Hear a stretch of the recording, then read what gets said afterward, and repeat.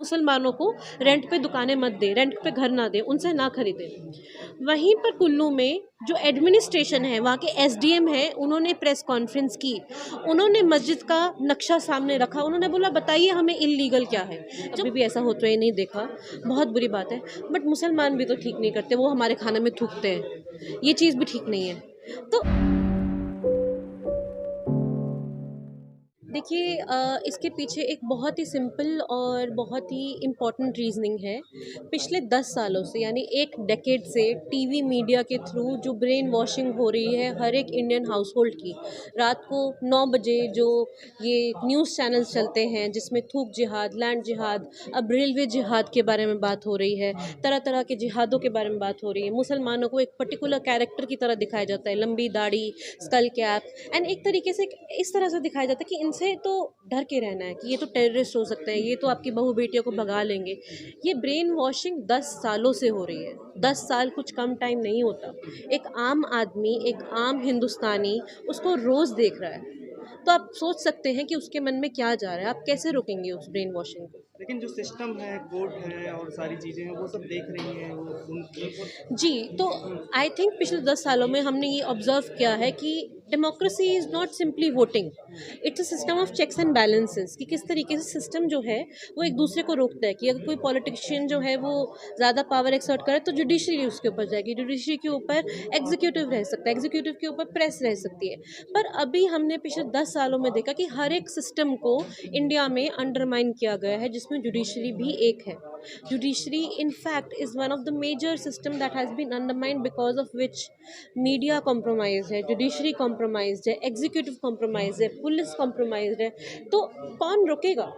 आप जैसे कुछ पत्रकार हैं जो अच्छा काम कर रहे हैं, जो थोड़ा बहुत सोशल मीडिया के थ्रू कर रहे हैं, आपके लिए भी तो ब्रॉडकास्ट बिल आ रहा है आपको रोकने के लिए। मैं जुडिशरी की आपने बात की, तो सीजीआई कह रही है कि मैं तो भगवान में विश्वास रख के फैसला सुना रहा हूँ, तो इस पे आप क्या कहना चाहेंगे? मैं सीजीआई को बोलना चाहती हूँ कि I am waiting for the next CGI, hopping it would be better.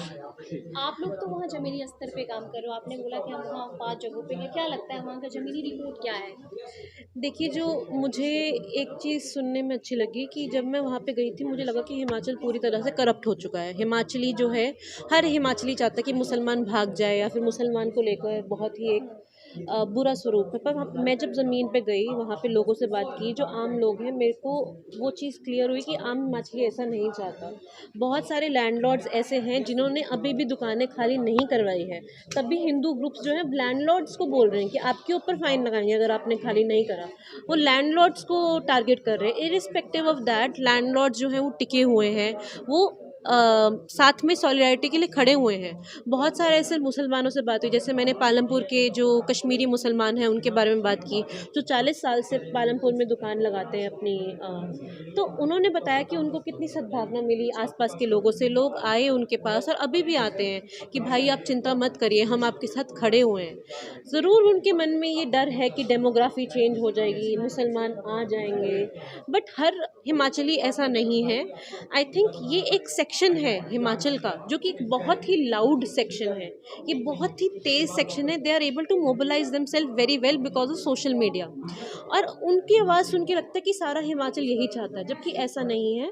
सारा हिमाचल ऐसा नहीं चाहता, और ये मुसलमानों ने हमें खुद बताई है बात। उन्हें वहाँ पर एक्चुअली उनके जो, जैसे मंडी में हम काफ़ी मुसलमानों से मिले, वहाँ पे उन्होंने बताया कि उनको 2 शादियों में जाना है अगले हफ्ते, दोनों हिंदुओं की शादी है। वहाँ पे जो रिश्ते हैं वो हिंदू मुसलमान के ऐसे नहीं हैं। तो ये जो हमने देखा, हमारी एक और हिंदू लेडी से बात हुई, उसने एक मुसलमान को फ़ोन किया जब मंडी में प्रॉब्लम चल रही थी, बोला आप प्लीज़ मेरे घर पे आके रह लीजिए, मैं आपका ध्यान रखूँगी। जबकि वो मुसलमान जो हिंदू लेडी थी वो अकेली रहती थी। सिमिलरली संजौली में जो हमें एक लेडी मिली, उन्होंने ही हमें शेल्टर दिया जब हमारे साथ इस तरह की वारदात हो गई थी, कि जब पुलिस ने हमें क्वेश्चनिंग की और हमें पता लगा कि हमारी फ़ोटोग्राफ जो है इस तरह से वायरल हो रही है। तो वो एक हिंदू महिला ही थी जिन्होंने हमें हेल्प की और वही हिंदू महिला वहाँ के मुसलमानों की भी हेल्प कर रही है। तो ऐसा नहीं कि पूरा हिमाचल कम्युनल है, बट एक सेक्शन है जो बहुत ही violent, loud, far right section है, जिसके बारे में हमें कॉग्निजेंस लेना चाहिए, जिनका नाम हमें रिपीट करना चाहिए और जिनके बारे में हमें रिपोर्टिंग करनी चाहिए। उत्तराखंड के चमोली में भी यही स्थिति जी, होने लगी जी। है, वहाँ पे भी अल्टीमेट जिहाद का जो माहौल है, ये खूब जिहाद और ये जिहाद हो गया। जी, ये बहुत ही ये थूक जिहाद और ये सब चीज़ें न्यूज़ मीडिया के थ्रू बहुत फैली है। जब शिमला में हम गए, वहाँ पे हमने लोकल दुकानदारों से बात की, तो एक बहुत ही इंटरेस्टिंग कन्वर्सेशन आई। तो कश्मीरी मस्जिद है एक छोटा बाज़ार में शिमला में, और वो काफ़ी टाइम से, प्री इंडिपेंडेंस टाइम से कश्मीरी मस्जिद जो है वहाँ पर है। कश्मीरी मस्जिद के साथ एक ज्वेलर की दुकान है। तो हमने उस ज्वेलर से बात की, हमने उससे पूछा कि आपको क्या लगता है शिमला में जो अभी हो रहा है उसके बारे में आपका क्या कहना है? बोलता मैं 70 से ऊपर साल का हूँ और मैंने आज तक कभी भी ऐसा होते हुए नहीं देखा, बहुत बुरी बात है। बट मुसलमान भी तो ठीक नहीं करते, वो हमारे खाना में थूकते हैं, ये चीज़ भी ठीक नहीं है।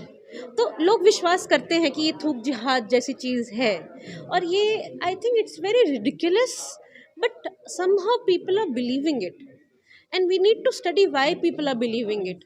Is social media a reason for that? Is not penalizing these news reporter who spread fake news like that, क्या एक रीज़न है? क्या हमारी गवर्नमेंट को आके बोलना चाहिए? गवर्नमेंट इसका अकाउंटेबिलिटी नहीं लेती है कि ये चीज़ एक्चुअली रियल नहीं है।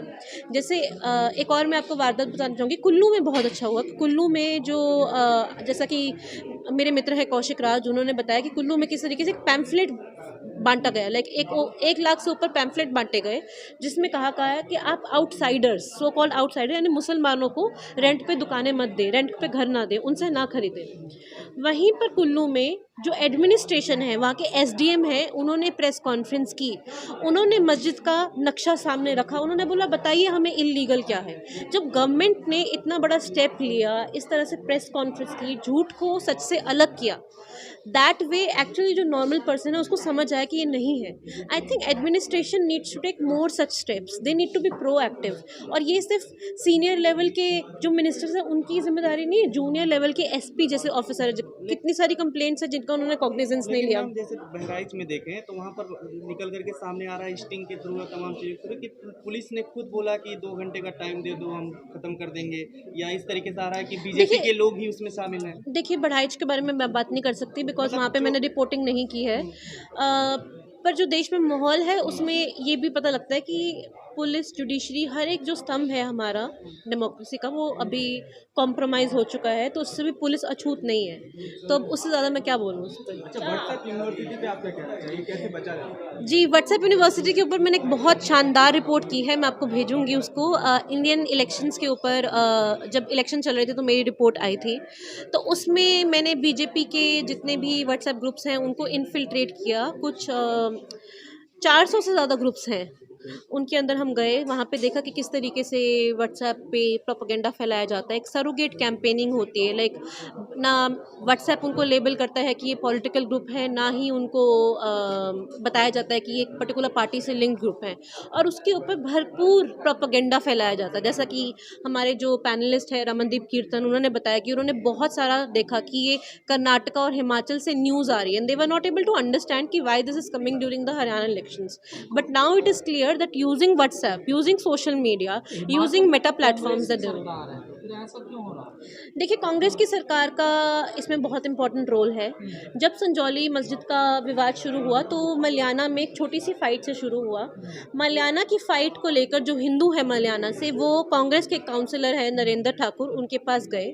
नरेंद्र ठाकुर जो है उसने सबसे पहले प्रोटेस्ट किया, जो कांग्रेस का काउंसलर था, जो हनुमान चालीसा पढ़ी गई 1 सितंबर को, वो कांग्रेस के काउंसलर ने पढ़ी। उसके बाद नरेंद्र ठाकुर बाकी हिंदू फार राइट ऑर्गेनाइजेशंस के साथ मिलकर अनिरुद्ध सिंह जो कि मिनिस्टर हैं, और विक्रमादित्य सिंह जो कांग्रेस मिनिस्टर हैं, सुखविंदर सिंह सुक्खू की गवर्नमेंट में, कांग्रेस गवर्नमेंट में, उनसे मिले, उनको ज्ञापन दिया।